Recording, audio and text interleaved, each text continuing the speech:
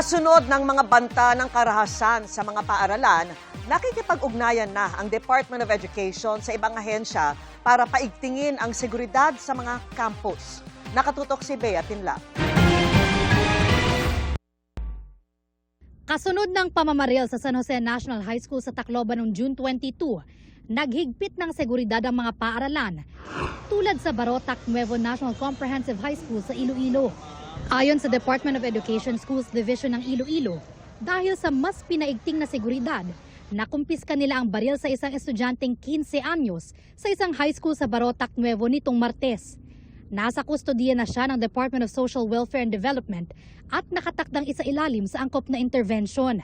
Ayon sa DepEd, pinaiigting nila ang pakikipag-ugnayan sa iba't ibang ahensya ng gobyerno para mapagtibay ang safety protocol sa mga paaralan.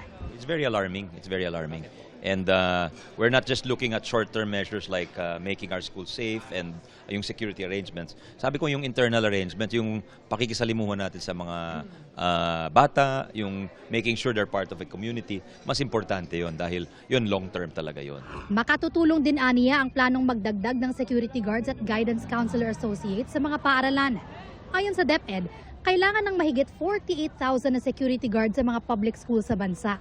Pero nasa 200 lang ang plantilla positions para rito.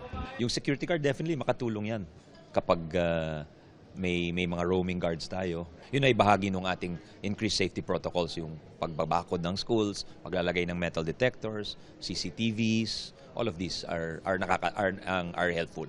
DepEd will speed up the hiring of these guidance counselor associates para may talagang makakausap ang mga bata at makikilala talaga ano yung mga problema nila, and make sure there is a very positive environment sa mga schools natin.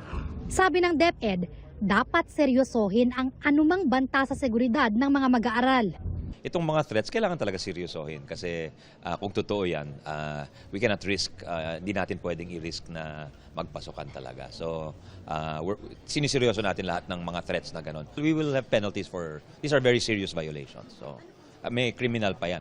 Nakikipagtulungan din ang DepEd sa pulisya at DICT para matugunan ang mga problema umanong dulot ng pagkababad ng mga bata sa iba't ibang online platform. Wala kaming capacity to really monitor the concerted action of terrorist groups, of online groomers, yung mga ganyan. Nananawagan din ang DepEd sa mga magulang na mas paigtingin ang pagbabantay at paggabay sa kanilang mga anak.